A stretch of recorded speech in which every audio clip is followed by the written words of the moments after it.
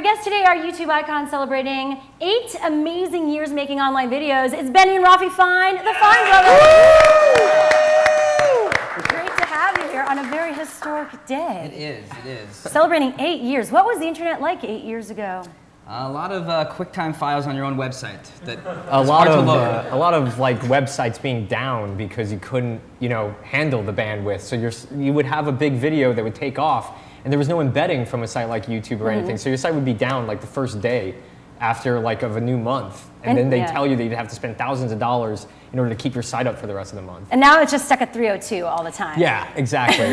Even the past few days, it's been stuck at various numbers. YouTube. So how have things evolved for you? I mean, I remember I interviewed you way back when you had your big Lost video. That was like a big breakout video for you guys. I'd say that was the YouTube breakout video. Yeah. We had done a lot of other stuff and even features 8 years ago that we were breaking up, but that was the first video that on YouTube got us to the old YouTube homepage and started getting us subscribers on YouTube. Prior to that, we were moderately successful on YouTube and more successful on MySpace, actually, at the time. What is that? What is MySpace? That was a YouTube start video. And then I really think you got attention for your interactive videos. You used annotations in a way that no one had used them, doing these games getting picked up by Perez Hilton. Yeah. No, for us, being online even from the start was always about not just doing things like everybody had been doing forever on TV or film. It was to do something different. And once the annotations showed up on YouTube, we were like, wow, we can actually have the audience be fully a part of telling our stories. And so even though they're really hard to do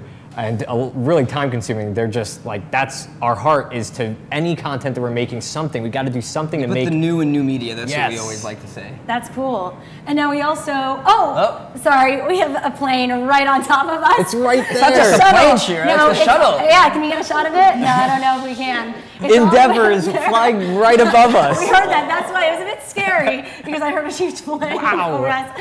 Let's continue the interview. Let's go to actually a fan question before we continue. Yeah, we have one in the chat from SK Walker 1. We want to know, what is your favorite set of filmmaking brothers? The Coens, the Wachowskis, Duplass, which I probably pronounced wrong, sorry. Duplass. I mean, it's the Coen brothers. If we're calling brothers, yeah. I'm a big Fargo fan, huge Fargo fan. Yeah, I think, it's that, who are the Comedy brothers, too? Well, there's the Farrelly brothers. The Farrellys are also Kingpin's awesome. a favorite of ours, too. Yes. From Fargo to Kingpin. We tend to just like brothers in general. If you're a brother team, we'll probably like you. We'll be friends with you, at least. So the React videos also is what created a franchise for you. Right. What was the inspiration behind that? And did you know right off the bat, the first one, that this was a hit? This was something you were going to continue with? We knew it was a hit, starting with that question. We knew it was something that people were going to watch. We didn't know it was going to be the thing that we could do every week and that people were going to want to watch it every week. But when we came up with it, we were just we were surprised that nobody had kind of done it before, and we were just like, God, we got to do this as soon as possible. I remember when we first filmed, we didn't know what we had. We had gotten a lot of footage, and we were like, okay, I think this was good. And I remember seeing his first cut of it, and I don't remember exactly what I said, but I remember being like, oh man, this is different. This is going to be something. This is better than I ever thought it was going to be. But it's so interesting from the only unscripted thing that we've ever done. Still, to this day, we're not reality people, but we're social satirists. But this almost became, at first, the dual idea of, man, kids are consuming things in a different way than we are, and that came from working with some kids on some scripted stuff and having conversation with them about the internet. So I wanted to give kids a voice combined with the ultimate social satire is what kids think of something. Yeah. So it kind of is right in line with our sensibilities as filmmakers, and now it's just taken off, and our passion for it is through the roof about really just capturing people.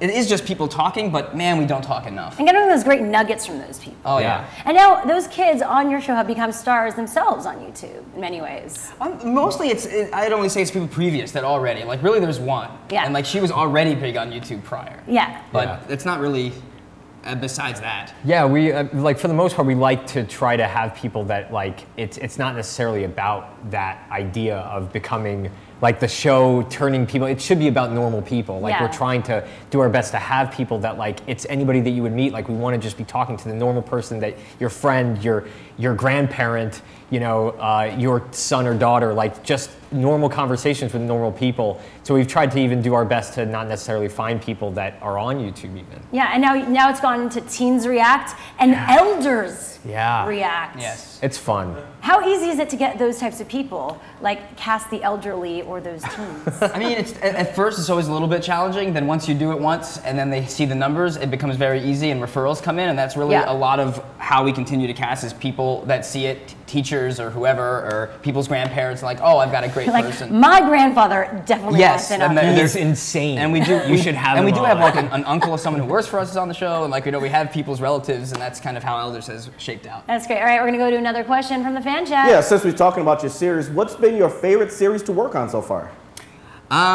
It's lame to say things you're working on right now, but I mean, obviously all the reacts are amazing to do, but my music is definitely the biggest project that we've ever undertaken and is really pulling everything we want to do inside of one project. It's basically being able to do a television sitcom on YouTube and also make it like no other television sitcom has been done in the transmedia way of having the ability to have your fans fully interact and be a part of the storytelling and get to interact with the characters every week on the show. Yeah, that word transmedia, a lot of people use that. What does it mean to be a transmedia experience? You want to take that? Sure. I mean, I think it's never ending. Your imagination is the limit to how transmedia you can be. And for us, we take it as far as we can, having YouTube as the only platform, because most people talk about transmedia like, oh, it's a TV show, those are the things, but you can do it inside of the ecosystem online.